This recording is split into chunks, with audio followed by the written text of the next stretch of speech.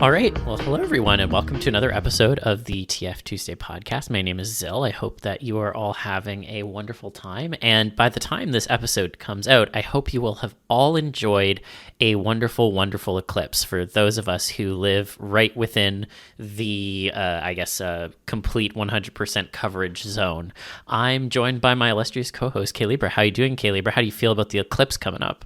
I mean, you have to be ready because terrible things are going to happen. Horrors beyond your comprehension. The feast that happens every 216 years will be occurring.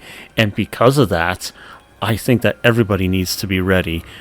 Have your favorite weapon, discover your talents, follow the big charismatic guy with the sword, and don't give up. Are you going to be the big guy, charismatic guy with the sword? I don't know. All I know is that the big charismatic guy with the sword was incredible on his own, but he needed his friends. So you step up, and you're going to be just as valuable as he is. Do you have any, tips for what things viewers might expect to encounter during the eclipse? I think you will face your worst fears. If you didn't have a worst fear, you're going to have one. If you have a worst fear, you're going to find a new worst fear. And, you got to hold out, for hope that that fate intervenes, that somehow it breaks or something like that. Because, that's really how it goes. You could be fated to be food. Your blood, your soul, your sorrow, everything could belong to them. But what belongs to you is your choice to become a patron or not. Go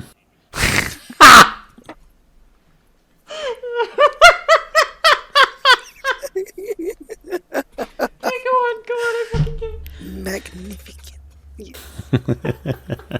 It's true, though. Tell them.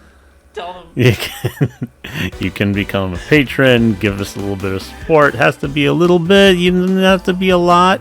That won't get you through the eclipse. But if you survive, I think you'll be enjoying the podcast on your downtime when you're not trying to evade the soul-eating monsters that will be haunting you through your nights. And that way, you have something nice to go back to. A Discord server of like-minded individuals, the occasional outtake that won't make it into episodes you'll be able to get to hear.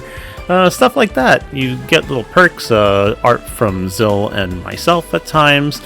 And with that, you can get all that if you decide that you want to support us. Of course, I think Zill likes to ask what the Raisin Room is, but, we'll figure that out. See, the Eclipse can't get you in the Raisin Room. It can't? No. Why not? Okay, but I have a final question. Do I need to Mad Max proof my vehicle for when we drive to Caledonia, Ontario, and watch the eclipse in a McDonald's parking lot? That's a really important question I have. Do I need to Mad Max proof Aphelion? I think you might have to, because after all, with what I remember in the previous eclipse, there was stuff that horses could not survive. That being said, I think that if you have a decked out car for battle and survival, that would be great. Just make sure that we can have a quick escape and be able to grab anything that we'll be able to survive with. Okay, got it. Well, I have no fear when I'm driving, so all the hoes will have to get out of the way when I'm getting like a demon out of hell from whatever it is that's chasing us. So I think we'll be okay on that front. Yep. Help us, Skull Knight. We'll need it. Well, enough subtle references. We're joined by a very special guest today who I'm really excited to have on the show. So why don't you introduce yourself? Hello, I'm Nakase. I do a lot of artwork online. Yeah. No, absolutely. And, I was really excited to have you on. I was first kind of keyed into some of the art that you've done through Libra, actually, in the sense that I saw some of the collabs that the two of you had done before, and I was like, oh, wow, this is really cool. And it was really interesting to kind of dig in and explore more of the stuff in your gallery. And I guess, maybe it's a rote question, but I'm curious how you kind of found your way into the TF fandom and then started creating art. I mean, I've been doing the art for a long time. So, Yeah. That's always been a thing. Like specifically TF, it was a lot of the cartoons and TVs at the time, the 90s. And Oh, the oh, 90s. the 90s. And like there was I only remember like two real names from back in the day, and it was Trans.ru with the costume shop and Reptonics. Like those were the only two that I remember specifically for TF art. Yeah. Yeah. So you just And they've decided both that you been were around a while. No, I was just going to Sorry, say, go ahead. did you decide that you just wanted to check out, like, hey, things turning into other things, or what? So I would draw a lot of things about, the transformation and the different process, like scenes. But it was like a very private thing. And then I was at a point in my life, I was able to share that stuff online and be more open about it, So, and then I was able to find, Draconic again and some of the others in New Libra, and then I was like, oh, I didn't know there was a transformation centric, art website and stuff like that. I didn't know about those things. Okay. So that's kind of how and then I learned about Griff and other people, and it's like, oh, I didn't know these people. Yeah, it's a wild thing, because when I was starting to realize that it's a specific thing for me, I really couldn't imagine anybody else having that specific thing shared with me. It's just it's such a particular thing. I want people to be turning into animals and monsters. That really deeply appeals to me, and it's like really hot for some reason. And what the fuck? There's a bunch of kinks that get brought up and whatever, but never that. Never anything even close. Well, Yeah. maybe werewolves, but it's always like, oh no, it's sad that you turn into a werewolf, but Yeah, it's like a curse thing, or it's a bad thing. Yeah. And I guess some things have kind of changed with like people doing the bit of the pet play of, oh, you're such a good boy, or stuff like that. Yeah. In that vein. So Yeah. little caveats. Yeah, there's been little riffs on all of these different concepts, and people have liked to subvert them or like subvert the subversion. And, I feel like we go in like these cycles sometimes with some of them. But yeah, it's pretty wild to find out that suddenly, oh, this is actually a particular interest that other people actually share. Not just other people, but there's a lot more people. A lot. And then there are the ones that we don't even know about. There are so fucking many. They are everywhere. And I keep proving it year after year. Yeah, like, I mean, Animorphs, big thing, We had books, and then there was the TV show thing. So that was, a bit of a mainstream thing. And then, yeah, like, I was a good Christian girl. So, like, things had to be private and not be shared. It happens to a lot of us. I feel you there in terms of the religious trauma and such is making me think I can't talk about these things, and this definitely won't backfire on me like 10, 15 years down the road. Absolutely not. No. Definitely not. You're okay now. It's a journey, but I see you doing it. It is a journey. Yeah, because I've actually known Nakase for several years now, and it's been great getting to know her, and we've done like collaborations together, and they've turned out great. It's a lot of fun. She's great. If you haven't seen her art before, please do look at it, because it stands out, and she does all kinds of experimental things, bold things. Just it's fun. It's somebody who doesn't.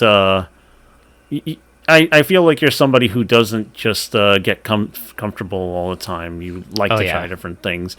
Not to say that your comfort zones are uninteresting or anything. I just like that every now and again you'll be like, let me fucking try this. Yeah. It's you gotta always be growing, and I'll pull up the usual. Oh, I need to do some figure sketches. All right, let's go. Let's do that. Are you saying you like to change? Yeah. What? Gee, on your Perish the good thought. transformation podcast? Ah, how could I mean, it's you? weird if you want to do it. That's weird. Well, speaking about things on our good Christian podcast, I've noticed that a lot of the stuff in your gallery is often tied to the concept of bondage, which I think is really interesting. And there's been like a lot of thoughts in terms of like psychology and stuff around like how like bondage can interact with transformation stuff. But I guess, oftentimes, at least in your pieces, it's either to like restrain a subject during a TF or to directly change them through their bonds, be it like, like the straps or goo or what have you. And so I was curious to better understand like where the interest in tying bondage to TF initially came from for you. I mean, the usual like magical item, the necklace, or a long time ago there was the cartoon Aladdin. I think Jasmine had like lotion or something. So you have like the magic item gimmick, and then it kind of just grew into, like collars and cuffs and harnesses and stuff, and then learning about like latex. This wonderful, amazing texture that is also a real thing. And then, it's a nice way to, like, it's not the poof transformation, but it's also not like just a curtain. It's kind of a mixture of both. So you can show some things, but you also don't have to show everything. Yeah. It's classy pinup, not just nudity. Here That's I am. awesome. Yeah, no, I think it's just interesting that you kind of approached it more from the angle of like, I was interested in TF and like magic items, and then that progressed into, well, the magic items are now getting kinkier. Like, that's a really interesting kind of progression, because I almost would have thought that it was like, oh, I had like this separate interest in bondage and this separate interest in TF, and then they kind of collided, but it sounds like one kind of just bled into the other, and then you kind of ended up at the end point. Yeah, I mean, I knew about transformation growing up from the cartoons and TV and, all the books and stuff. So, and later on in life, I was a bit older and I found about the kinky things. So there's a little bit of that transition, and then how do you merge interests together in a way that is a little bit of a niche? Yeah. No, that makes sense to me. Would you say that then, because obviously there's also, like, you've included a lot of bondage in, like, non-TF pieces as well. So would you say that even though, like, TF led to bondage, do you still find, like, a unique appreciation for it outside of transformation, or does it primarily interest you when it is indeed tied into a TF of some kind? I think bondage is pretty neat in and of itself. And transformation just kind of adds to more of the personal spin that I like. It's I mean, I can enjoy both for each of what they are. Yeah. I mean, hey, there's different scenarios for everything, right? So that makes sense to me. I also like the idea that if you have the overlapping interest, when you're doing one, you're always going to be entertaining the other. So it's just extra fun anyway. Yeah. I was curious then, in terms of when you approached like creating a piece for like a transformation, and then you've decided maybe in your head that you would like to work in some bondage into it as well. How do you generally conceptualize that kind of a thing? Do you start by like sketching out like different poses, and then you're like, oh, maybe bondage would work for this? Or is it more of like a conscious thing going into it? Or I guess I'm just curious to understand more about like the artistic process or like thought process. Yeah. So like when it comes to a commission, I usually have certain scenes or expressions that I'm trying to hit.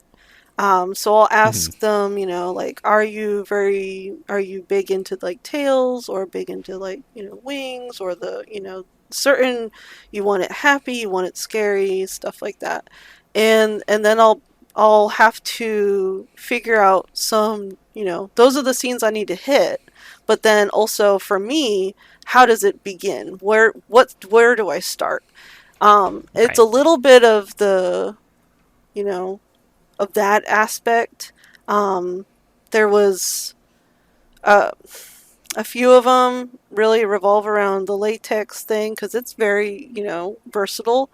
Right. And then you have, there was one where it was like a reindeer, sort of idea. So it was the jingle bell harness. And it's like, all right, well, let's just make it kind of kinky. And it's a kinky harness, but it's also going to change them into the reindeer. It's a little bit of a, it's seen a lot. But I need to have that story in my head of where I'm starting. It's a little bit of the director mindset of what scene do you start? Do you start as the big opening shot or do you start in the action? So you like context a lot to whatever you're doing, and I guess that would mean that whenever we look at something, you at least have some narrative or start to some idea. I don't know, something a little bigger than just a moment in time. Yeah, and I like it when I have the people like, where's the story? Where's the story? I'm like, you get to write it. How about that? I've done the legwork in giving you a beautiful piece. If you want to write something exactly, else, then that's your business, go for it. It's if I'm participating in the creative process with you, yeah, definitely. That's the community part, people. Mm-hmm. Yeah, that is the community part. It's a creative community. You can join it. You can do that. There, as much as people may think that there's a gate to be kept, there isn't, and anybody who tries to should not be listened to. Yeah, I agree.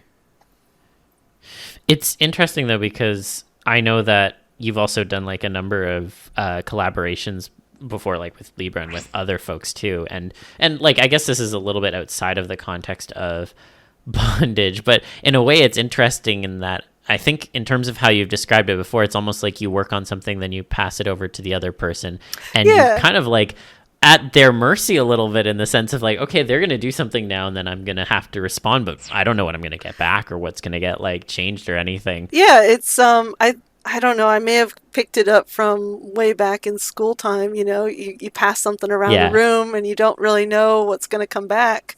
But it's really fun to just be like, all right, I'm going to work on it until I get really frustrated or stuck or tired of it. And I'm just going to hot potato it back to my friend.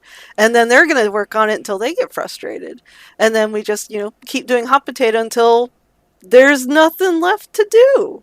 And then it's done. Yeah. That's awesome. Yeah. Yep, all until everybody's satisfied. I call it art tennis. Pretty much. Art tennis? That's a good one. Art tennis. Oh my god. I like hot potato. It's just an interesting way to. Is good. Oh yeah.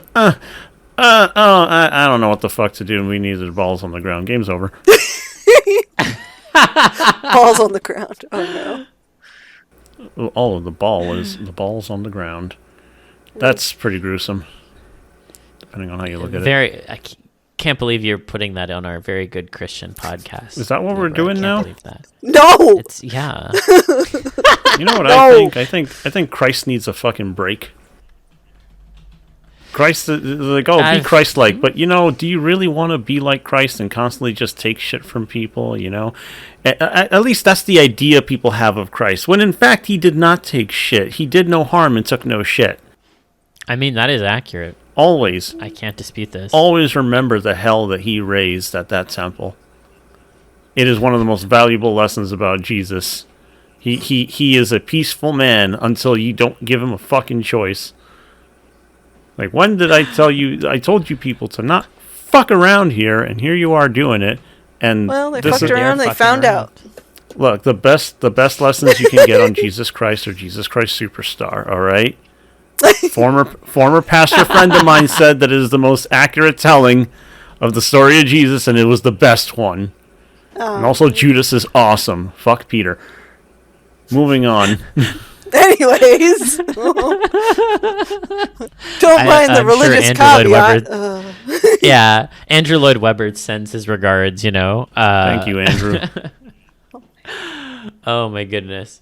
Well, then obviously, like, you've played with different kinds of types of bondage, and bondage is such a broad term. I feel like it can cover so many different things. Like, it can be ropes, it can be leather restraints, cuffs, full body coverings, etc. I was curious if you felt there were any that you feel are best suited towards triggering TFs or like accentuating a transformation. I lean towards like the ropes, a little bit of the latex. Yeah. I mean, it's a balance between how much you're going to show and how much you're not, and then like if it's ropes, you can accentuate the change or muscles changing or the body structure literally changing, and then you have an escapee. It's a bit versatile. Yeah. Latex has a whole subset of fans, and it's very niche, but it's also pretty cool. So that also is fun. I mean, like, compared to something like a padded sleep sack, you're not going to see much of anything versus those ropes or a collar. There's a bit of the, let's see, I use a lot of,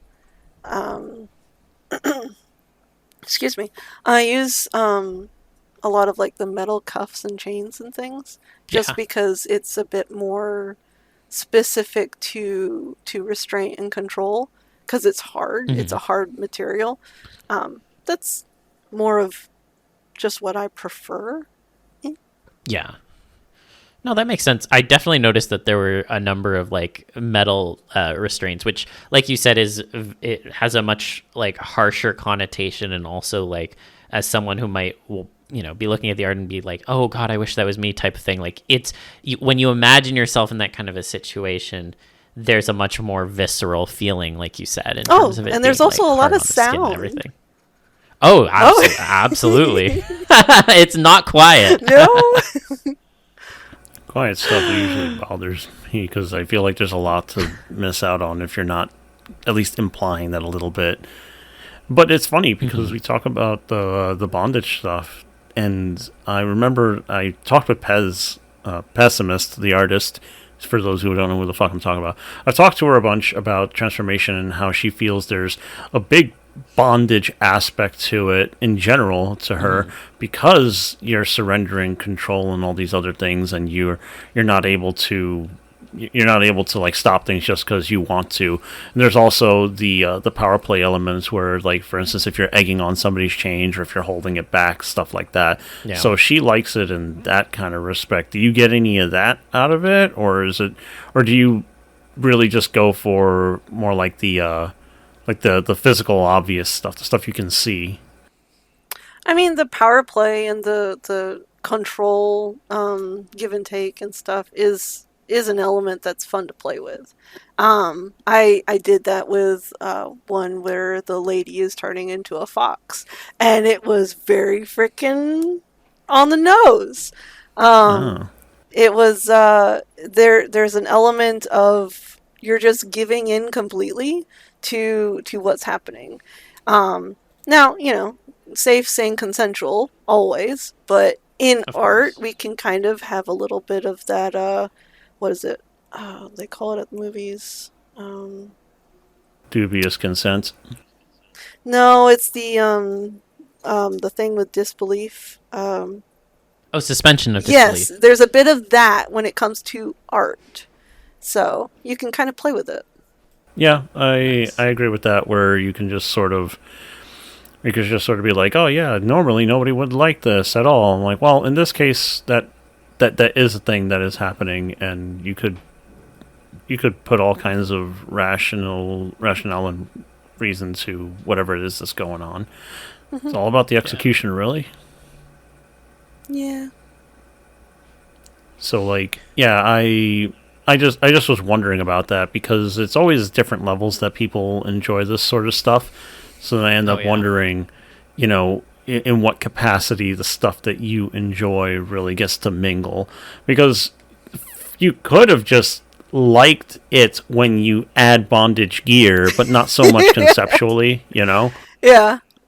It's so much extra thought, and there's nuance and stuff. And, you may not actually have to go that far, that deep into the things, but also the art shows for it, I think. Oh, absolutely. Yeah, you do your best Like, to communicate that. Sorry, go ahead. Oh no, I was just gonna say, like, the fox piece that you mentioned, it might be too spicy for us to go Yeah, into, no. but we can maybe link it. But the thing I was just gonna say is that one definitely stood out to me when I was looking kind of through your gallery and thinking about stuff to chat about on the pod. And it very much like, I feel like it encompasses a lot of kind of what you've highlighted in that, yes, there's some leather, but also there's the metal in terms of the chain elements, and obviously that's going to make a lot of noise. And there's also that intimacy that you both mentioned that's present in the piece, and also there's like the almost underlying element of, and it's not clear if it's like in public or not, but there's like a feeling of like exhibitionism, or at least very much vulnerability that runs throughout, which I think dovetails pretty nicely with transformation as a whole, because of course you're going to be vulnerable when you're in a state of transitioning from one form to the other. And especially if you're in the presence of someone else, that's only going to heighten it, because you're going to be completely on display for them. And kind of using that as a metaphor then through the bondage, I mean, I feel like it encapsulates everything that you've kind of shared so far into like one distilled piece, at least in my opinion. Yes, the spheres do overlap quite a lot. Surprisingly. Yeah, they do. Yeah. Oh yeah, no, I like the number of people I've met who are like very much into both is quite high. So do you explore a more confident mindset with transformation too? Because I sometimes think that exhibitionism is also a bit of an exercise in confidence. I mean, yeah, it is. It's okay. Exhibitionism. Are you trying to show off, or are you just trying to be in a space on your own? It's more of like, what is that motive really? Between showing off or being noticed, or I don't know, like being noticed in what way? I guess. So exhibitionist is more of the performance, right? Yes. Is it? I never really That's thought what about I'm it that asking. way, but go ahead. Like, is it the performance, or is it just being nude on a stage and owning your space, or being tied up, and yet you are there, regardless of anyone looking at you. Like, what exactly? I think it might be a more personal issue, or a personal thing to think about. In that vein. Like if you were to go to a dungeon and be like, all right, go to your section, get into your outfit or lack of outfit, and then perform, but people may or may not watch. It's still you're still in your space, and you get to do your thing. Yeah, I think in my mind at least, exhibitionism has always been a little bit of a performance, and even the audience doesn't have to be particularly large. It can be an audience of one, but I think it's often more of an active act in a way, in terms of like being like, yes, I do want someone to see me like this, maybe not necessarily always confident about it, but wanting to be seen in that way is, I guess, what I at least conceptualize it around. Yeah, that'd be a neat thing. I don't know if I've explored that in art. Be kind of cool. Yeah, I think about that because there's all kinds of things that people use to reflect and everything. Some people don't. Some people just have fun, but there is a lot of reflection, exploration, experimentation, and stuff like that. And it's a pretty. It can be a very sound exercise for introspect. It can be. It always depends on what the mood and intent is. But I just thought I'd ask because I never really thought about exhibitionism in those potential ways. But I figured I'd get some insight to somebody who actually gives a shit about it. Because I mean, wanting to be impressive in front of people is just another kind. It just doesn't have the whole sexual slant to it. Yeah. Yeah. It's interesting, Libra, that you also mentioned the kind of like overlap of like transformation and bondage, because oftentimes when I've heard about it discussed in more academic settings or through like a neuroscience lens, oftentimes bondage will get cited as overlapping with interest specifically in like inanimate TF, not usually so much with like animal TF. And I definitely see the perspective of where you're coming from, Libra. I think that makes sense to me. But I guess I was curious if when you've kind of conceptualized the way in which your interests overlap between those two, has it always been like focused on the animal lens, or does it like migrate into other things? Or I'm just, I guess, curious as to how you feel about like that sort of categorization of it. Yeah. With it always being inanimate? At least when it's been discussed in academic settings, a lot of the times it is. I mean, I can understand some of the like loss of control, you know, and not having a say in sort of things, and being secured in a way, and not being able to move. Like, I can understand those things. It's not been a big interest of mine. I did joke around a little bit and like turned all my friends into shoes because it was funny. I was like, this is fine. We're just gonna design some shoes based on your characters. Is it your character? I don't know. I'm just gonna draw it. And it was a really fun exercise. It was a bit more of less TF and more of an after picture, I guess you could say. Yeah. But yeah, speaking to like being a chair or a table. Those are themes that do feature in Bondage. So there is a connection there. The word is pornophilia. Oh, is it? Yes, it is. Oh. See, I forget it every time. Since I go looking for stuff a lot, I end up finding a bunch of other kinks a lot. And I eventually ran into like, transformation comic. And I'm like, what the fuck is pornophilia? And it's very clear, they turn into objects of some kind, but mainly some kind of furniture. And I gotta say, eHentai is a very informative site. If you actually want to know what the tags are, they define each one so you know what it is. Oh, and cool. Pornophilia is the word, and that really has to do with just being made to be a piece of furniture or something like that. It was like, Squid Game. Anybody else watch Squid Game? I did, yes. Yeah. Yeah.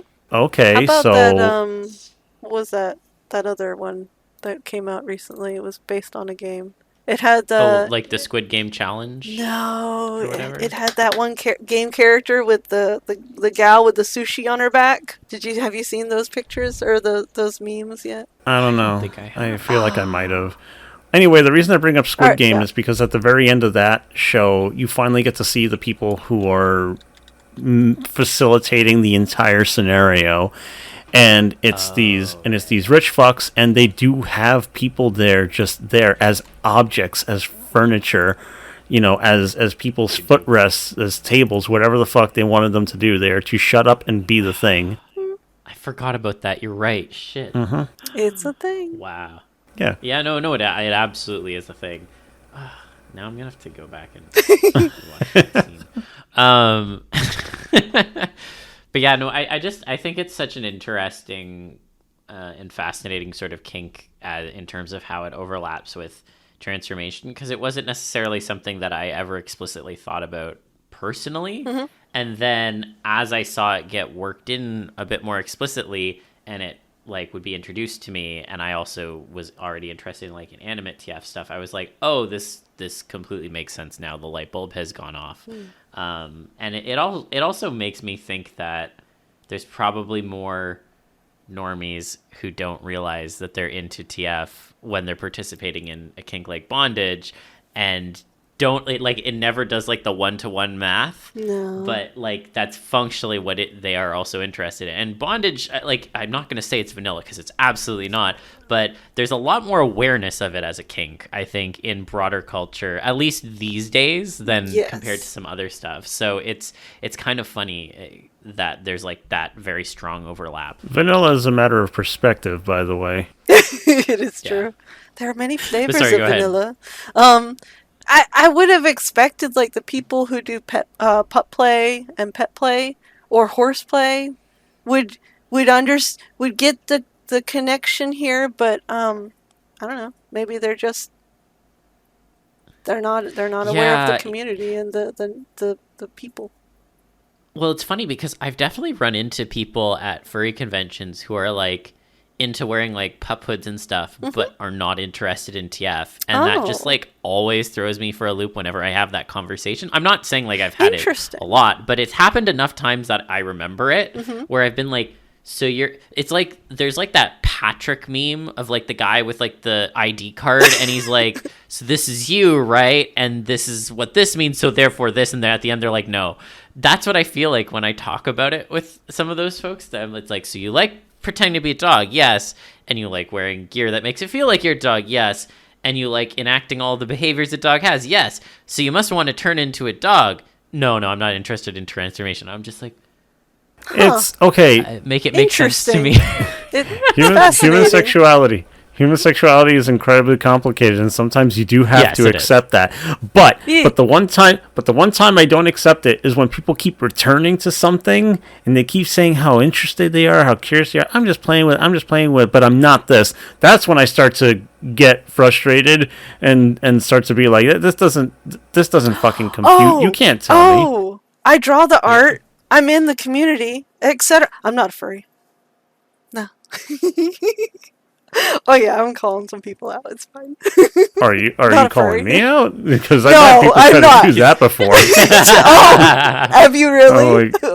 Shoot. No, I just, that's the thing. Sometimes you really, like, I had to ask Zill a few times, are you afraid? Do you consider yourself one? And he says yes, and I'm like okay, yes. All right.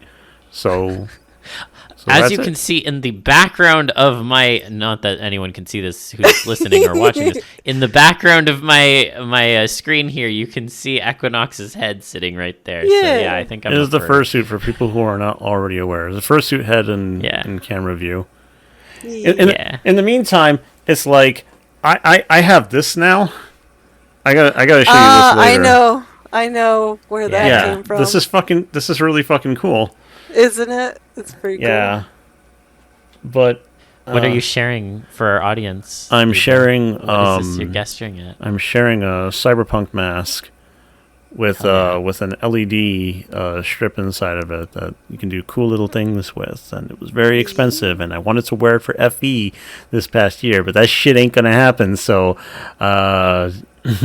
next year. Also, I have plans. It came a bit late. I have plans, but we'll see if they actually come to fruition.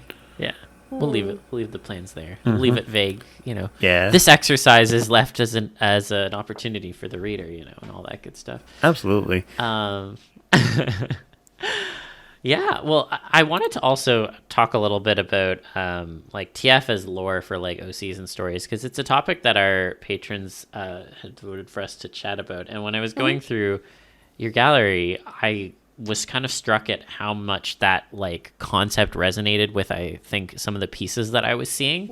And like, while you're not necessarily a writer, and as you've kind of joked, like other people are free to engage with it on that front, like a number of your personal pieces touch on recurring characters like your Sonas or like Sasha or Marahute, and like they seem to have TF integrated into their story. So I was curious to learn a little bit more about how you think about their backstories and building transformation into them.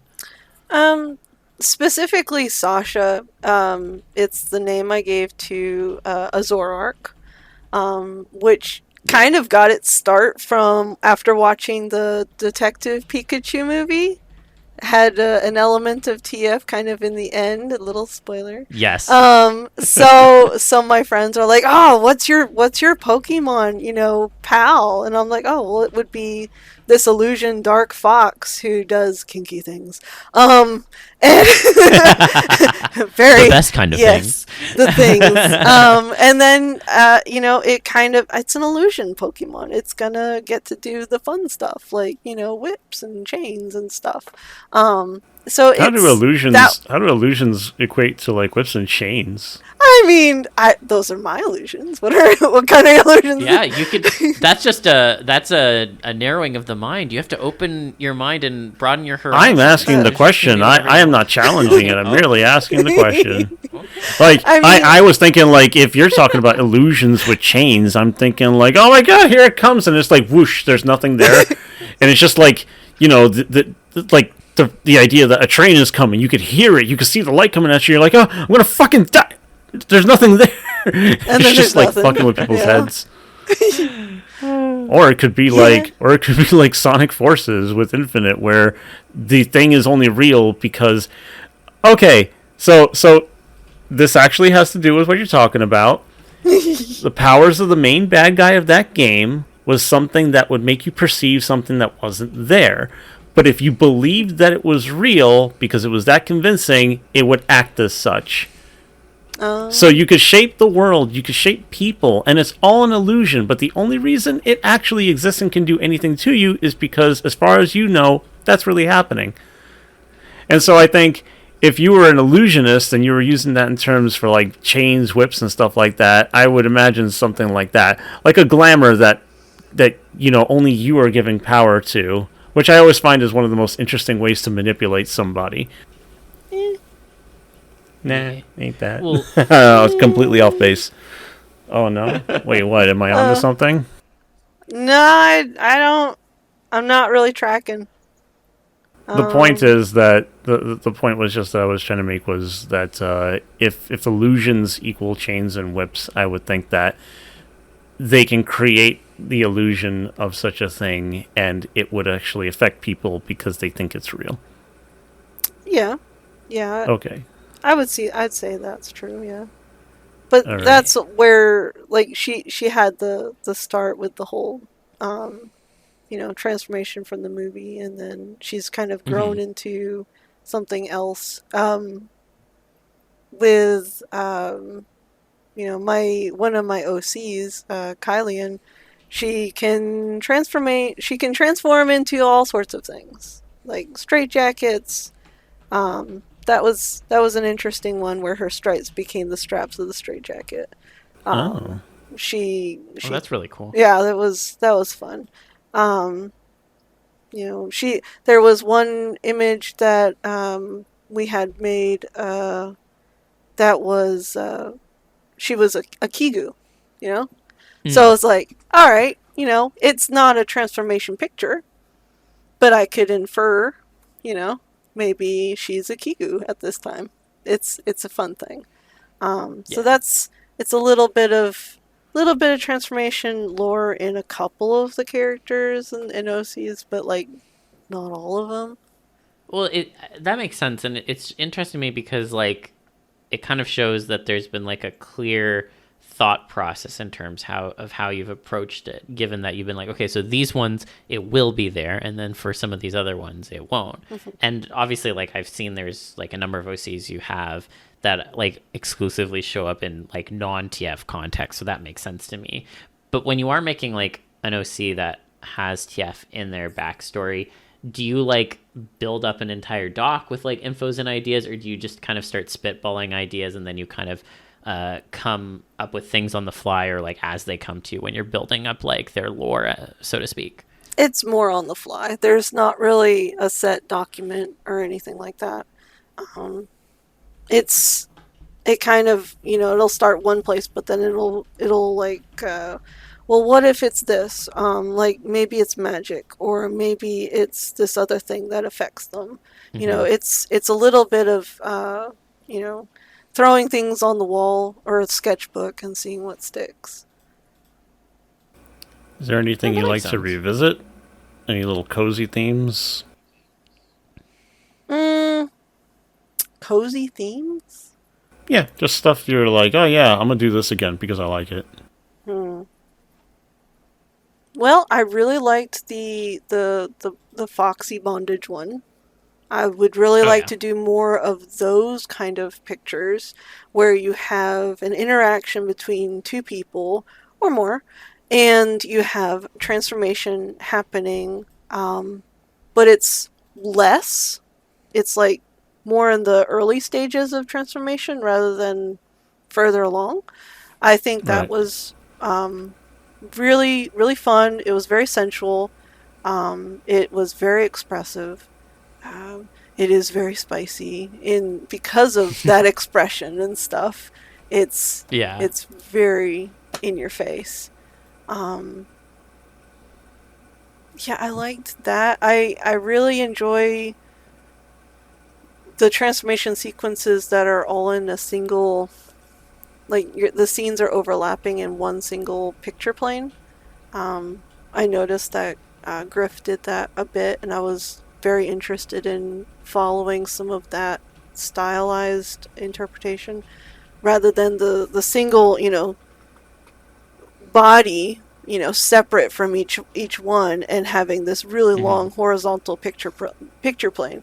I'd like to see Yeah. them all more as a single cohesive painting. Integrating that with some bondage would be very fun to try. I hope you get to go for that sometime soon, because I think that would be a good Yeah, exercise for you. yeah, that'd be really cool. Yeah. Yeah. When we've kind of like alluded this to. Hold on, I'm gonna start that sentence again. We've kind of alluded to this too, I think, earlier in the episode, but when we were joking a little bit about how, oh yeah, I know other people can kind of write up the stories and such. Mhm. Like, I do genuinely get a vibe from a lot of your pieces that do suggest there is a full story that's underlying what's going on. Mhm. And do you like to keep that close to your chest, or am I reading too much into things and you genuinely like it when the viewer is like coming up with their own sort of backstory as to what's going on? Uh, I I'm so I've worked a bit with Drathix, and he's Hmm. written some stories for the artwork, or vice versa. I'll do the art, and or he'll write the story, and I'll be making the art at the same time. And I try to link those when I upload them, or he'll link them later on. And so, like, there are some stories for some of the pieces. Um, other images, I tend to keep it a bit more to myself. Hmm. Sometimes I'll ask another writer friend. I'm like, hey, I need some flavor text. Can you give me some flavor text?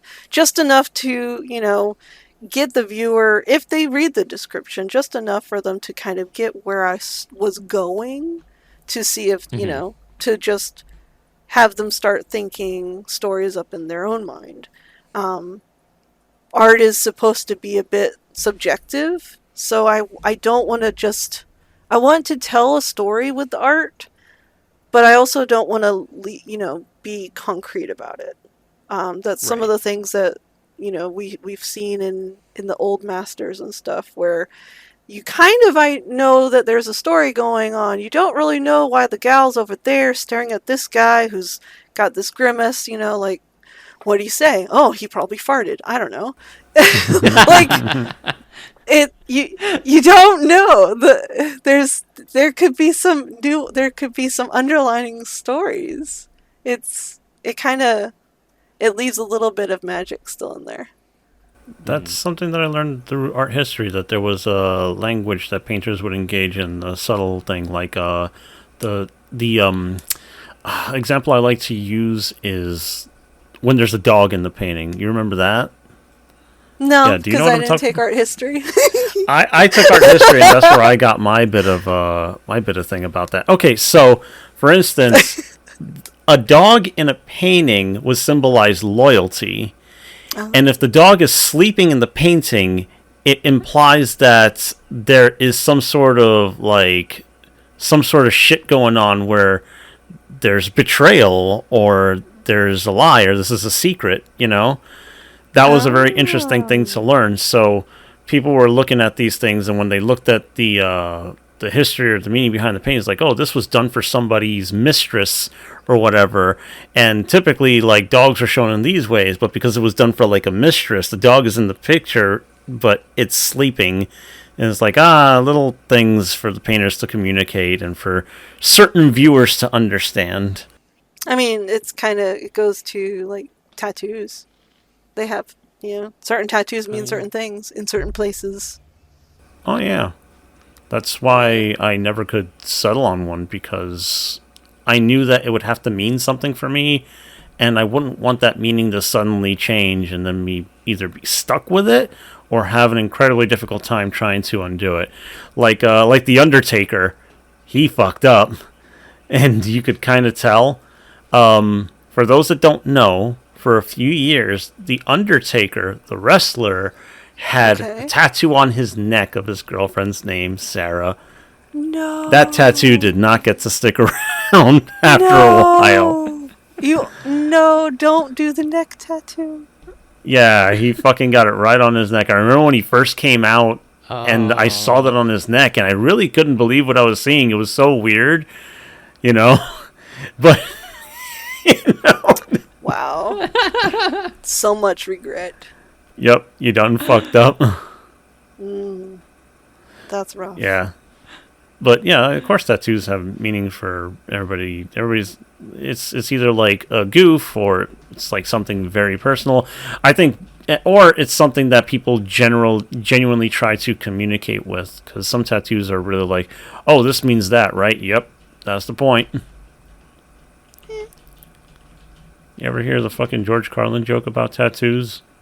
No, but now I do. Now I want to. It's the one where he says that he finds the people who get the barbed wire tattoo on their arm to be something that pisses him off, because they think they're such fucking tough guys for getting it. And he's like, hey man, let me find the real thing. I'll squeeze that shit on for you good and tight. Oh wow. Tattoos are rough. Yeah. This. Yeah. Yeah. I have not seen that before. When did you get that? This? Oh, I got that in 2020. Oh, yeah. Shit. Yeah. Nice. They did a great job with it. Yeah, they're just stripes. Yeah, but it's simple. Great. I love it. It suits you for obvious reasons, but they did a great job with it. Now it also makes me think of the video that said that tattoos are largely a product of our immune system working, and that's generally how we get pictures to stay in our skin. It is a apocalypse on your immune system. Yes. Yep. Because your immune system doesn't know what to do with it, but it can't get rid of it, so it does the next best thing, which is contain it at all costs. And it's a pretty neat video. Yep, and that is what a tattoo ultimately is. It's because our immune system is preventing it from seeping into the rest of our body, but it can't get rid of it. Mm-hmm. Enjoy that when you try to think about tattoos as a trigger, because then you'll have to have it like seep into your body somehow. Your bodies are smart, man. I think that's another reason transformation would be really difficult. You'd have to do some fuckery, and our bodies are smarter than we give it credit for. You could use drugs, you could try hypnosis, you could do a lot of shit, but it's hard. You can't fuck with your body all that easily. Yeah.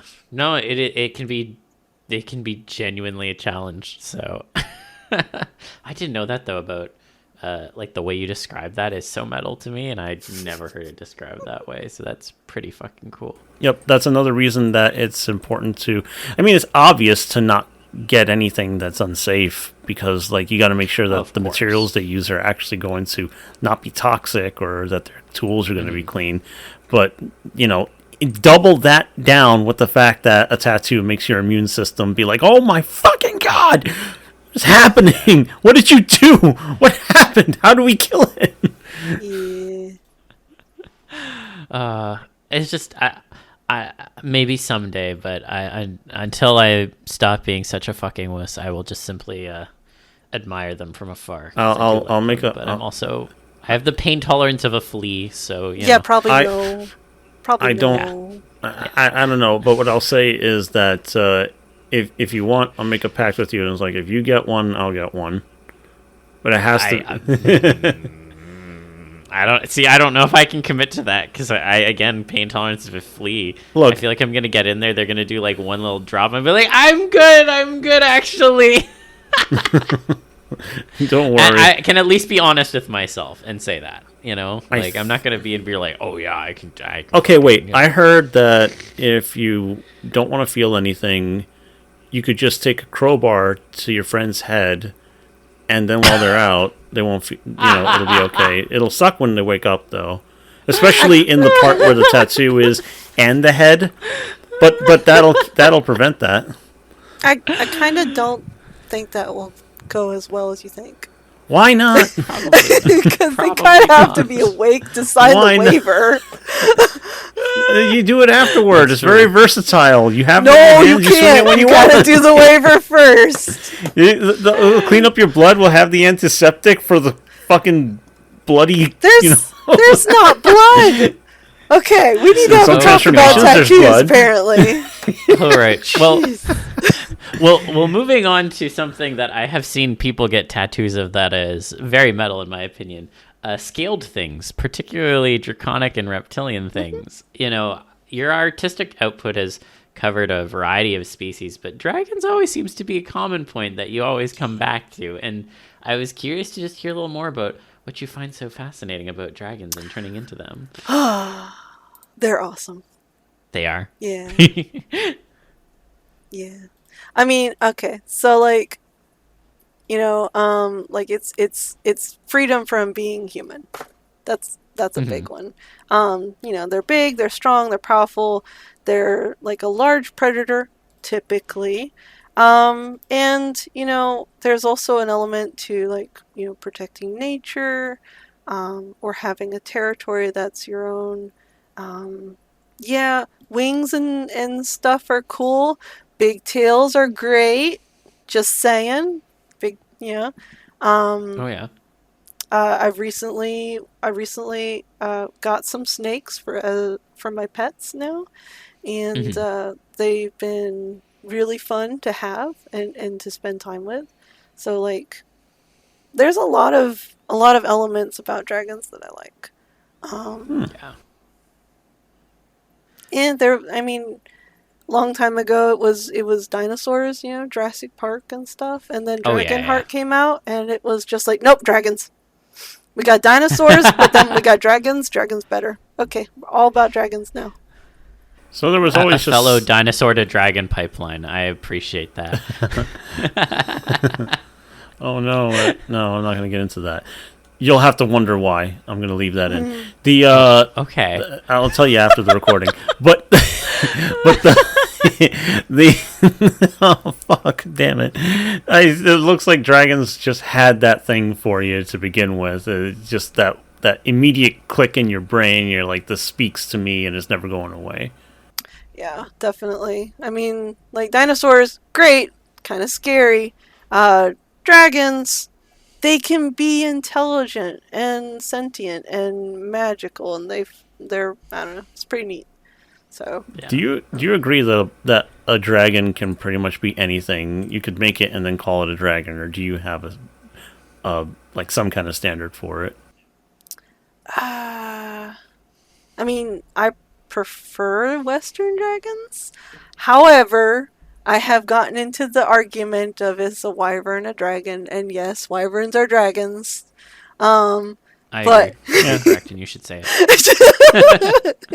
You know what? It took a lot to say that. They are. They are. They're just another kind of dragon. You mean they have all these qualities, but they don't have four legs. They have wing arms. Dragons don't have that. That one thing of Smaug had a cat face. Is it a dragon? Oh my god. Yeah. I strongly Then why do Eastern things dragons... are heating up in the dragon fandom? Eastern dragons shouldn't be dragons then, by that kind of logic, So yeah, well, people get really stupid about it. Dragons are pretty neat. The Asian cultures, they take elements of different animals and put them together. So why not? Why couldn't a dragon be something like a cow or a goat with some other elements thrown in there? Why not? Yeah, like there's a very specific character in Dungeon Meshi that I'm not going to talk about who is that is labeled as a dragon. Does she really kind of look like one and give the impression? Not exactly. Turns to the audience and smiles. I know. You should read Dungeon Meshi and find out yourself. Read it. Just find out right now. I guarantee you have no fucking clue where the story is going to go. None. And None at all. None at all. It is a brilliant piece of work. So good. So cool. Heartfelt. It's everything. Yeah. Read Dungeon Meshi or Delicious. Dungeon Meshi is just easier to say, I've been watching it is Delicious in Dungeon, and it's been very enjoyable. It's a little strange at times, but it's been fun. I'll give you. I will facilitate you reading it somehow if you so choose. Because the story's complete. Oh, is it? Oh, yeah. I appreciate the story is actually complete, so the anime is not going to, go off on some weird tangent unless they want to, but, it's not because there's a lack of story there, which I appreciate. Yeah. I guess focusing back, though, on dragons for just a second, I guess I'm just also curious because obviously it's clear that you identify with them, and I also have, a dragon Sona, and I don't know, at least in terms of my experience with them and kind of gravitating towards them, there were always a few key things that stood out to me as making them appealing, and you kind of touched on some of them. The magic element was always a big part of it, the fact that the form wasn't necessarily as clear cut as it is for most real world species. You can add on different things or make them different. Mine is a mix of Eastern and Western because it's well, no one's going to tell me I can't do that, right? Right. And a lot of them have elements of shape shifting in them. So the TF is already baked in. But I think above all else, one of the things that really stood out to me was that in a lot of the media that I grew up consuming, dragons were considered friendly and allies and wanting to help you do certain things or whatever, or bolster your army or whatever, and they were intelligent, magical, etc., etc. Were there any I know you already mentioned one, but were there any other pieces of media that you feel primed you towards being partial towards draconic transformations? Man, I'm not sure. Nothing comes up to mind right now. Yeah, no, that's fair. No. I figured I'd just ask. 'Cause I know that. Sorry, go ahead. I'm thinking about, dragons were good, but there were also the dragons that were not good. I know no one really likes it, but Rain of Fire. So the big nasty monsters. But I mean, the designs were cool. I don't really remember draconic transformation. You know what movie I think you'll like? It's on Netflix if you have it. I think you should watch Damsel. That's a fun movie. Oh, I did. I watched Damsel. It was great. The dragon in there, chef kissed, so amazing. Good. She, oh yeah, so good. Definitely, Damsel. Same reaction. Not gonna say spoilers. Not gonna say spoilers. But dragons done right, lithe, intelligent, conniving, beautiful. Yes. Yeah. Yes. I'll throw out one piece of media that definitely, actually, I guess I'll throw out two.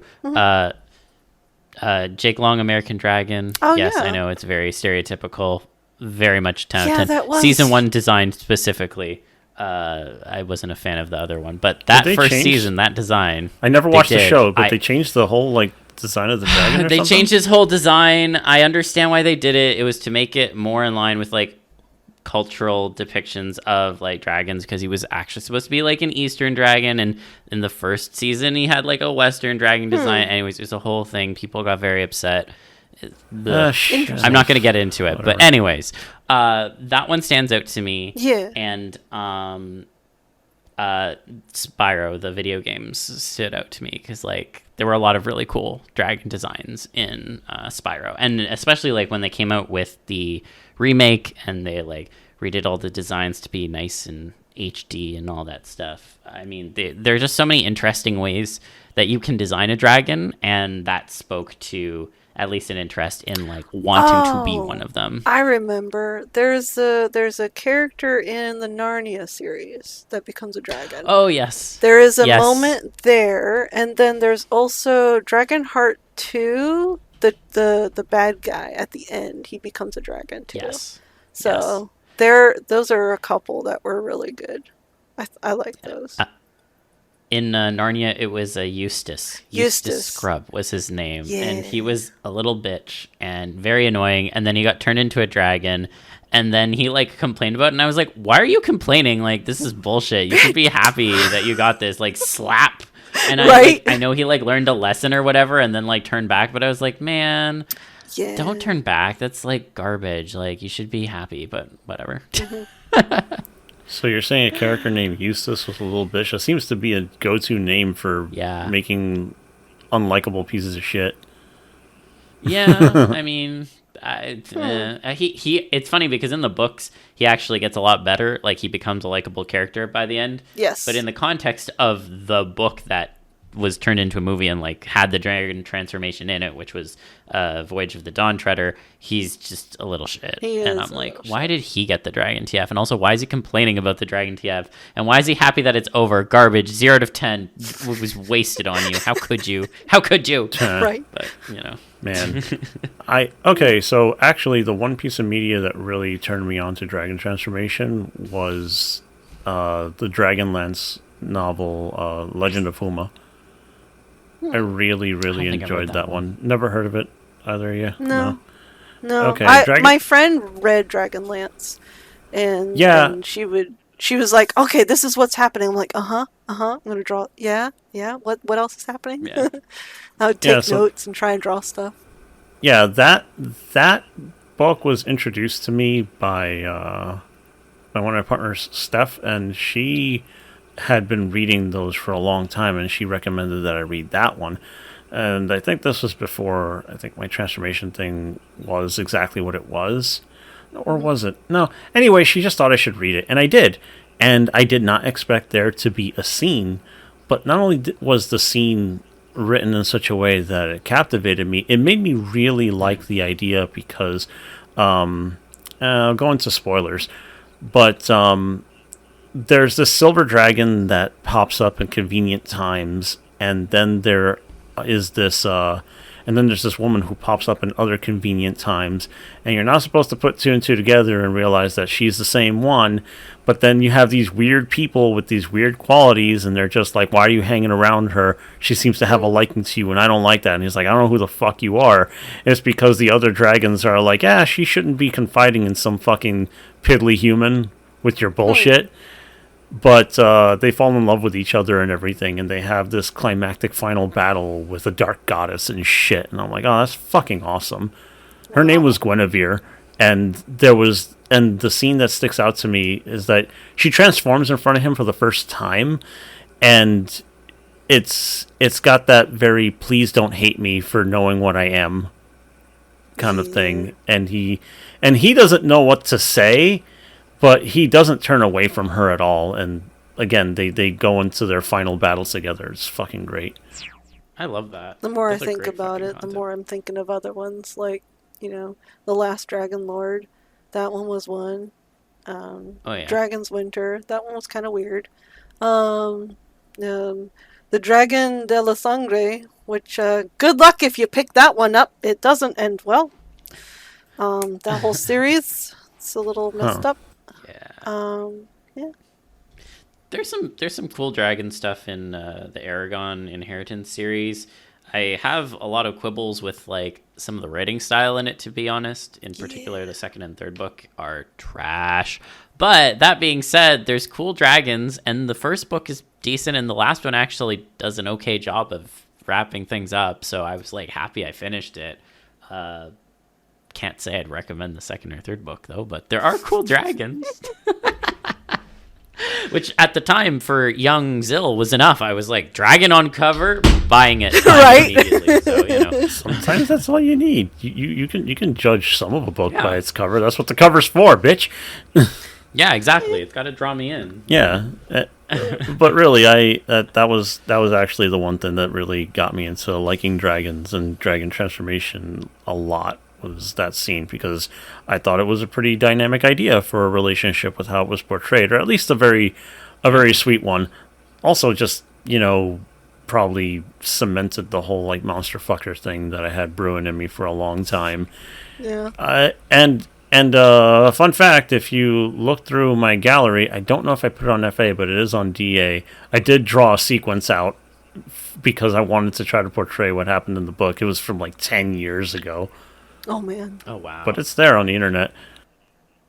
Yeah, it's funny, too, because, like, at least in terms of, like, the medium that I work in, doing, like, a proper dragon transformation, like, from a photo minute perspective is always, like, this white whale for me, because dragons are fictional. There's not really a real world one-to-one kind of mapping you can do. A lot of it has to be created from scratch, and especially scales are very difficult to do in a realistic way in a photo manipulation. Mm-hmm. So like I tried multiple times over the years to try and like do one, and I only like finally succeeded at doing one back like 3 or 4 years ago. And then I was like, that took me literally like 8 to 10 months. Like, obviously I wasn't working constantly all that time, but like over the span of 8 to 10 months, I was trying to fucking chip away at this thing. And I was like, never again. And then this year I was like, well, what if I tried another one, but it was like a Pokemon version, and then it took me 3 weeks. So anyways, chase your dreams is what I'm saying. And in this case, I was chasing the dragon dream. There you go. Chasing the dragon, literally a thing. Yeah. I mean, I think being a dragon would be pretty cool, and I think a lot of people would agree with me. So. Yes. Well, Danville showed me you can still have hands. 100%. Oh, yeah. You can absolutely. The people who designed that dragon, they knew what they were doing. They knew what they were doing. It's the guy behind a lot of the props and stuff for Stargate, and he did a lot of props for Alien. He's done so many props. iRobot, like, look it up. Yeah. The concept art and stuff is on his Instagram. It's really cool. Fucking sweet. Oh, that's so cool. I'm gonna fucking look that up. I don't remember his name. It's not off the top of my head, but yeah.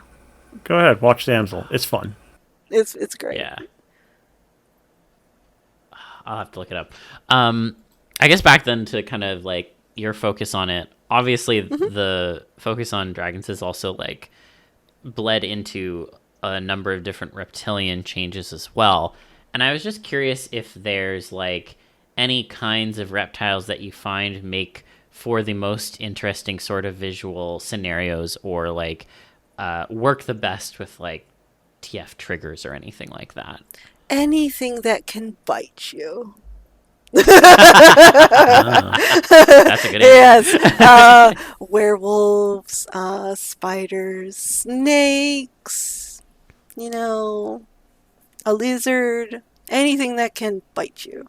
It's a trope or whatever they say. But it's a very fun thing. And the idea of venom or being infected with something, it's really ingrained in our joint consciousness, I guess, is having something get into us like that. So that's my go-to. That's fun times. I'm trying to remember the picture. It was a photo that was shown to me like I think a week ago. Frog bit somebody's finger, and there's a bunch of stuff where frogs are biting hands, but this one actually drew blood. They have teeth. They do have teeth. Some do. Some don't. Oh, yeah, true. Some of them don't. I was kind of surprised because I think the most easy to find example of a frog with teeth is the African bullfrog. They can take stuff away from you. Oh no. Yeah. They fucking suplex each other. It's awesome. And fucked up. God. They actually kill each other sometimes. A friend of mine breeds ball pythons, and one of the babies bit at me. The baby's name is Taco Hell, but she bit me, and I'm like, oh, tiny little needle. Oh, okay, little tooth. Yeah, yeah. They're they have little tiny teeth. Babies and their fucking needle teeth will get into your skin every time. Yeah. Oh, absolutely. Don't turn... Okay, wait. So now I wonder... What? Have you ever fancied the idea, like ever being like a young version of an animal, like as a comfort thing? Because I know that people like to be treated in certain ways as animals, but it's like, oh, what if you were like the baby dragon and somebody got to like put you on your shoulder or something like that? Is that a thing that ever been for you? No. There was like a talk with my friend about turning him into like a big fluffy white dog, like a Samoyed, and just like having big. I want Cloud Dog, just snuggle Cloud Dog. Not really. Just a younger critter. Hasn't really crossed my mind. No. Okay, just wondering about that because of the. So I was just thinking, like, yeah, baby dragon bites you. Oh, fuck, they don't give you the adult dragon form because magic bullshit. That would be awful. It really would be. That would be so bad. But it would make for an interesting story. Yeah, I won't lie. it would. All of a Someone else can sudden, write it, though. from one dragon, and now there's 2 dragons, and then there's 5 dragons, and the mother dragon's like, what the heck is going on? All of a sudden, they're all screaming, ah! This brings back memories. Oh, no. Also, because I was looking it up, the person's name is Patrick Tatopoulos. That's the name of the production designer. And I've pulled up his Instagram, and yeah, there's some really gnarly stuff. So it is really cool. Show that on screen. Yeah, it's really good. He did an amazing job with like that and so many other things. I was just looking at his entire Wikipedia, and I was like, oh my god, he's made creatures for fucking everything. He has, and he worked on Damsel. So yeah, definitely. Yeah. Check it out. Very good shit. Awesome. Well, we did have some interesting audience questions that I wanted to make sure that we had time for. Mm-hmm. And the first question we have comes from Professor Scritch. And Professor Scritch asks, you meet someone at work or school that you suspect might be a TF fan. However, you don't want to blow your cover in case you're wrong. What one question would you ask them to covertly test whether your hypothesis is correct without exposing yourself as a TF fanatic? So I did some thinking on this, and like, my best suggestion is to spin it in a way that is in like the mainstream media, like movies and TV. So, if you could be an X-Men, which one would you be? And then like that's a bit more towards powers and stuff. Like there's Little Mermaid being a mermaid. There, you can kind of feel out some of the elements of transformation, depending on their answer. Another kind of, maybe it's my age, people probably aren't going to care if you ask them a question unless you get really emotive and kind of into it and stuff and get weird. Like, what if what would it be like if you were a urinal? And it's like, no, we're calling HR. I'm sorry. Hi, HR, there's a problem. So like, hey, what if you could be Rocket Raccoon? Would you be Rocket Raccoon? Versus something completely a little bit off the wall to the normal vein of life. And it's outside of the mainstream. You can really use mainstream for your advantage in that area. Oh yeah, absolutely. Mm-hmm. Like, Damsel, for instance. Yeah, Damsel's a great example. Yeah. How about you, Libra? It really depends on how I notice something. Are they constantly playing, reading, watching stuff with the same kind of theme? Then I could lean into just the like, hey, it's just like a thing for you, just to, these kind of characters with these kind of superpowers. Like, oh yeah.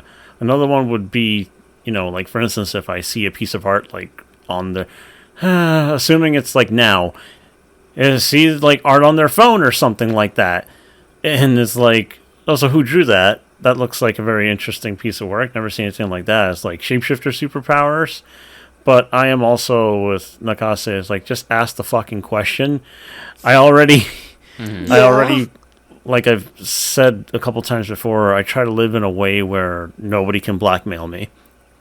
So that way, if somebody's like, oh my god, is this a thing for you? And it's like, well, you're going to be the shy one. I'm not. And so like, I would just straight up ask them. At least, you know, like, a good way to ask somebody a question that may be personal is to make sure that you don't have them in some sort of public space. You know, in a group of people sitting at a table with a bunch of stuff and friends, you don't know where they stand. You take them out to the side and you're just like, I just wondered, because I like the sort of thing too, and it seems like you do too. Is that a thing for you? And I think that's a good way to ask, like, any question, even like at school. Mm-hmm. You know, if you catch them in the hallway or something like that, where you don't think people are going to be overhearing, you don't ask the question too loud. Yeah, you do it like that. I think that's like the easiest way to do it without being like, oh my god. And the other thing is, like, trying to keep your own cover. I guess that's the biggest thing, because, oh, what if they're not?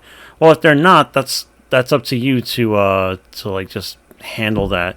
It's like Nakase said, if you don't get super fucking weird or intense about it, then they don't really have to think anything about you. No matter how loudly you think that they're going to perceive that they know exactly what it is that you're into, they won't. If anything, the onus is going to always be on them, because it's just like, what are you asking me that question for? Oh, what, because of that? Nah. And that's them. No, that's fair. Honestly, I think on my end, and this is maybe a topical question, but whatever, I'm answering the question now, so whatever.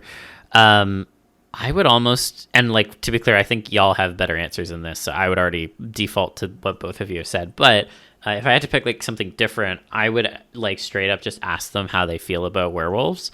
And if they were like, I would hope I would get an answer, but if they're like, oh, why would you just bring that up out of the blue? I would have been like, well, you know, I was thinking about it because, you know, the eclipse is happening soon, and technically the moon is visible, but like, you can't actually see anything. And I thought it was like a really interesting thought experiment, because it's kind of like a full moon, but not really. And I was wondering how that would like affect things like werewolves and stuff. And I don't know, they can opine on that if they want, because I think it's an interesting thought experiment, even just outside of the realm of TF.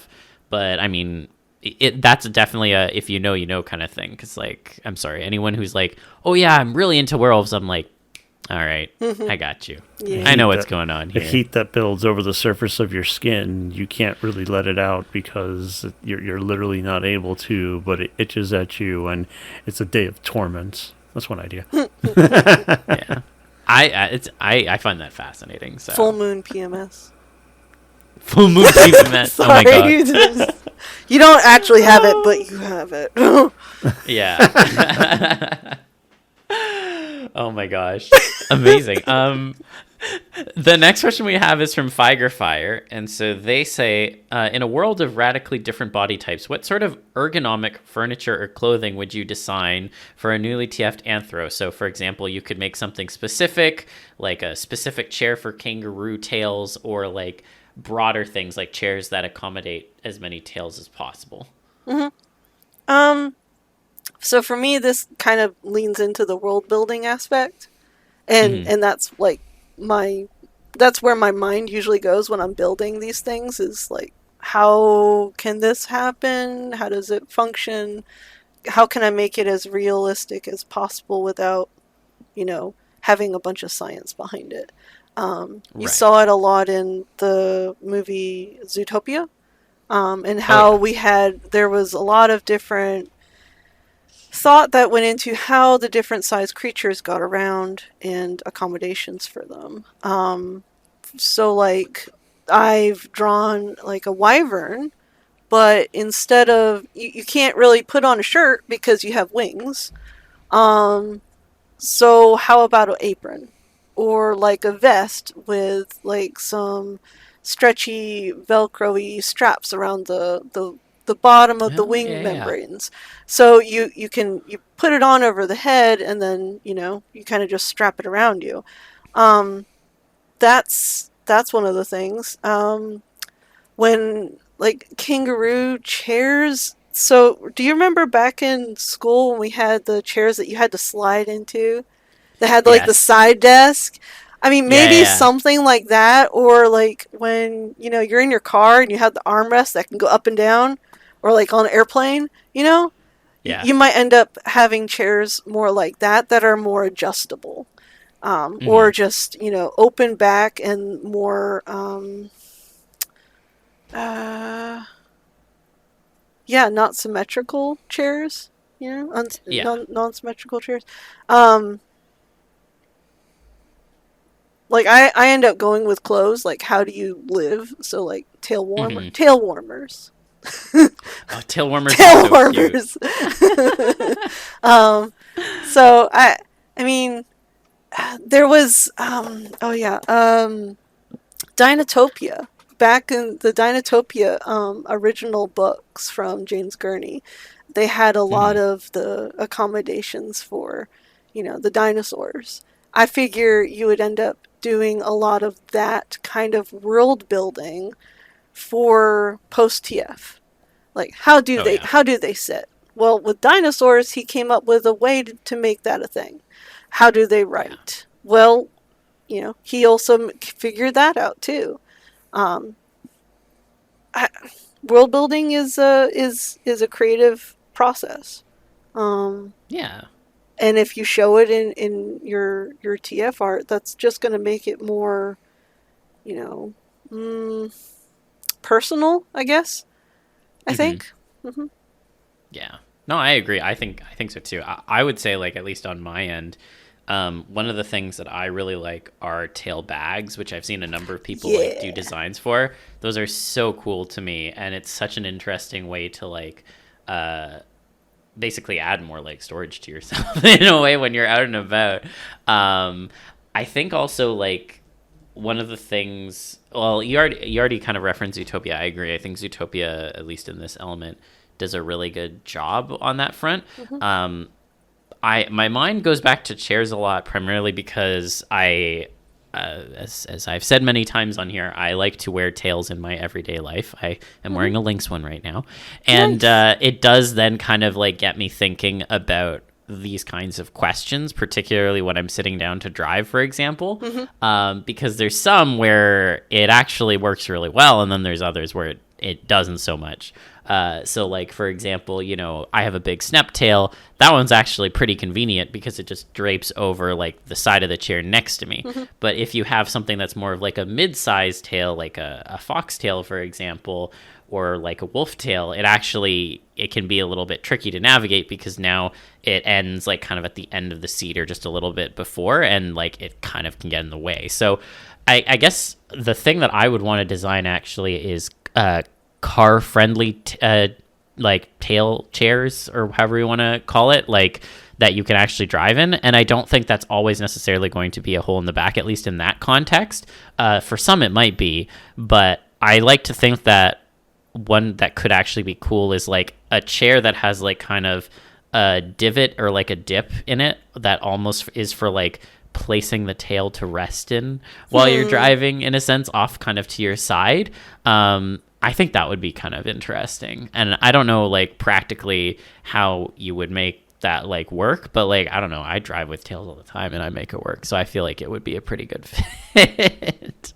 I mean, it could work, but also like ergonomics. If you have an appendage bent in, from going Mm. out one way and making a complete 180, your muscles and your bones, Yeah, that that's a good might get point. a bit stiff It or a might, yeah. It probably wouldn't be the kinky neck. kind of thing you'd want to do in, like, a long-term, like, drive or anything. Yeah.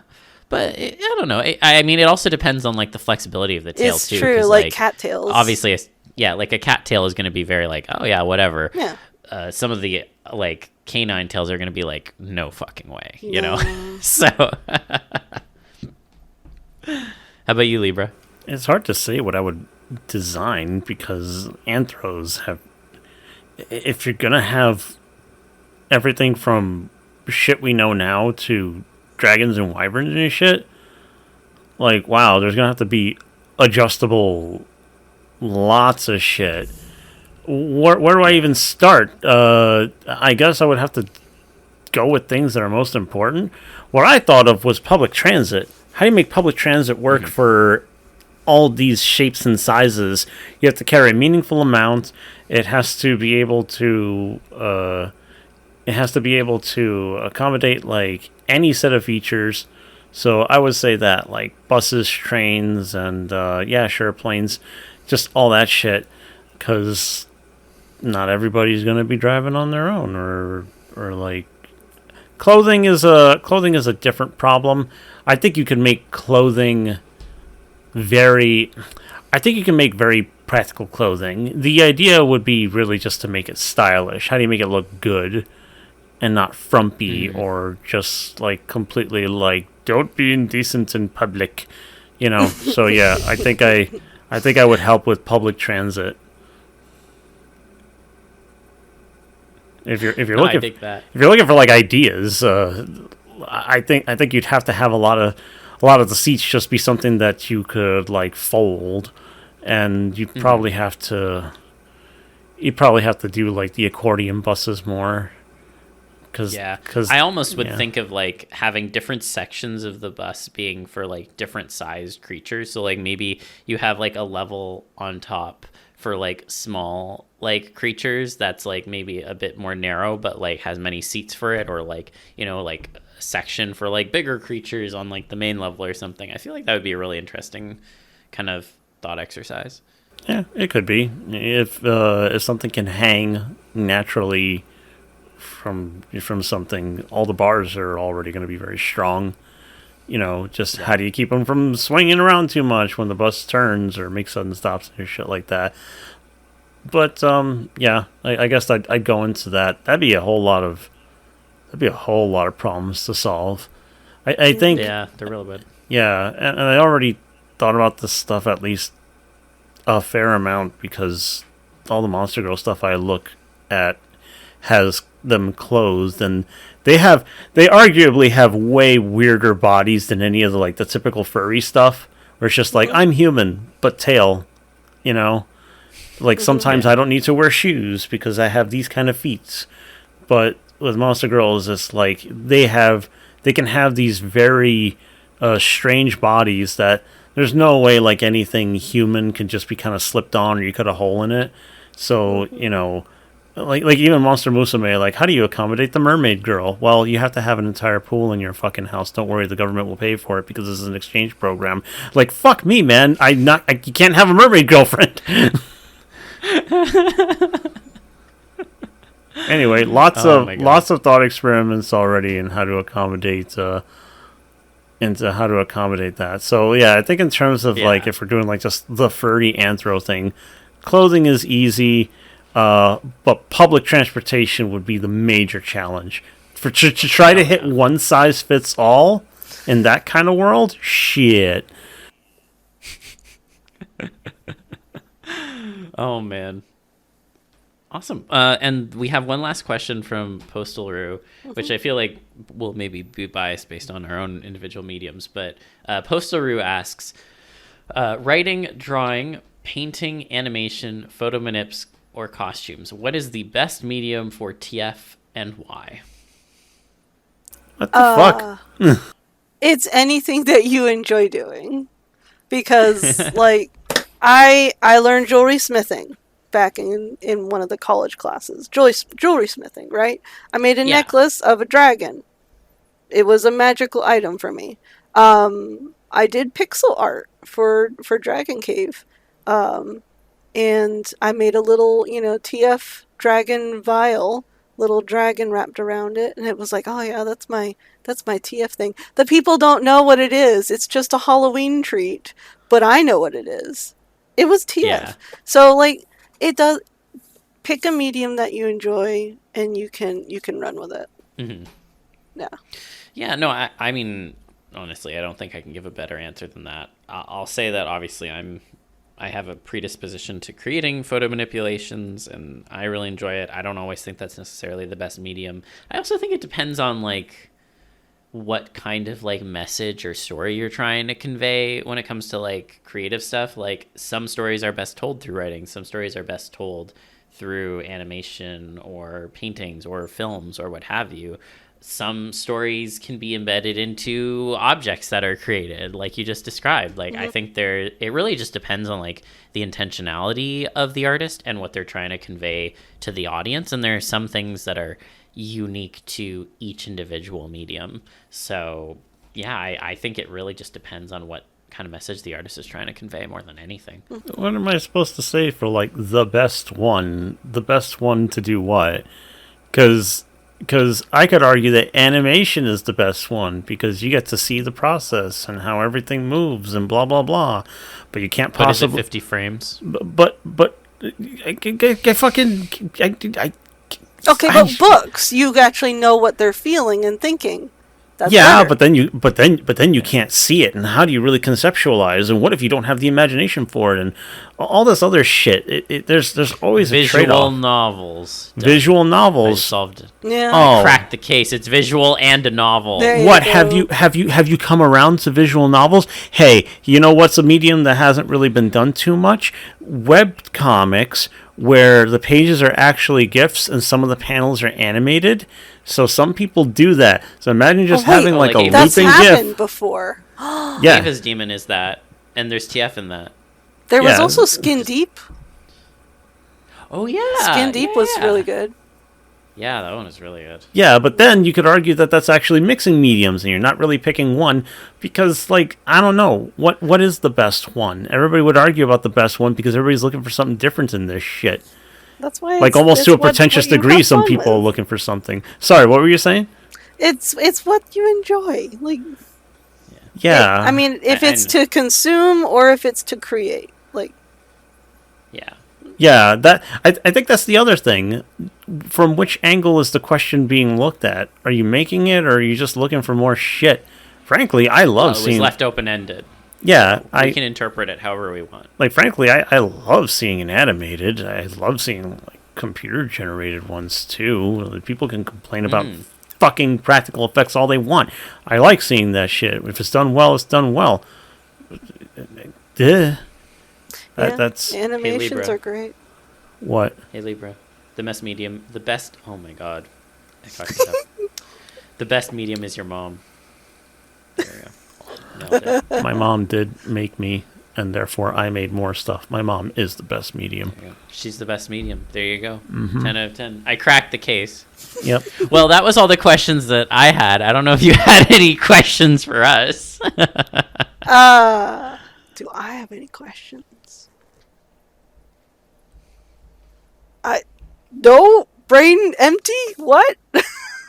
I mean, we did just spend an hour and 40 minutes chatting, so that's entirely understandable. But we always like to give the opportunity in case the guest does. Yeah, that's fine. So, tell people where they can find you. Where can people find you if they're looking for more of your amazing stuff? Yeah, you can find me on Fur Affinity. Under Nakase, Nakase, and then you can find me on DeviantArt as Nakase Art on there.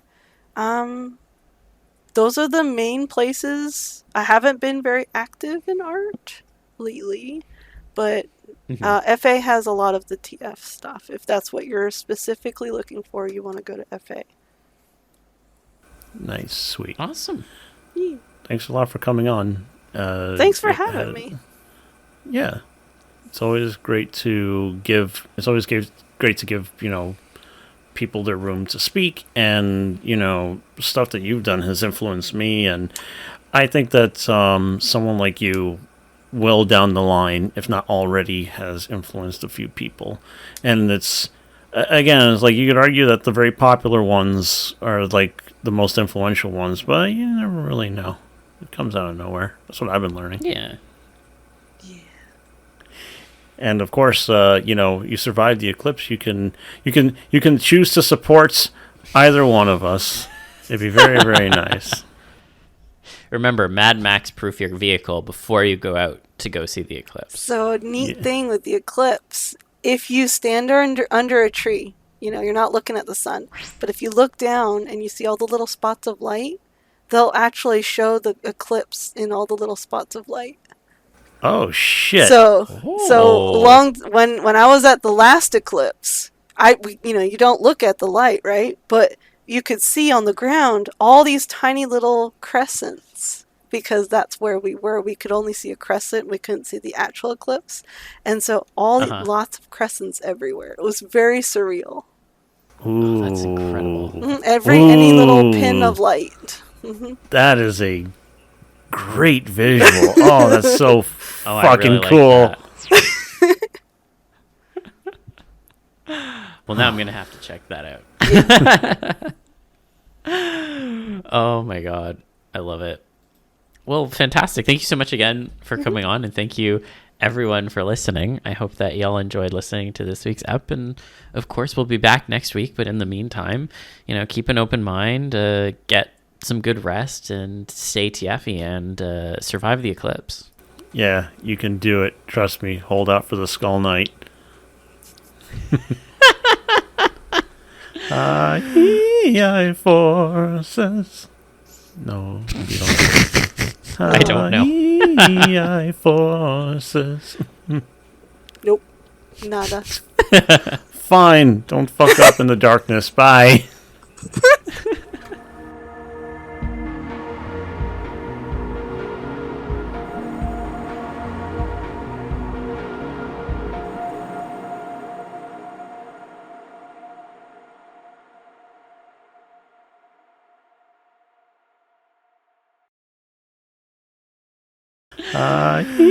I forces.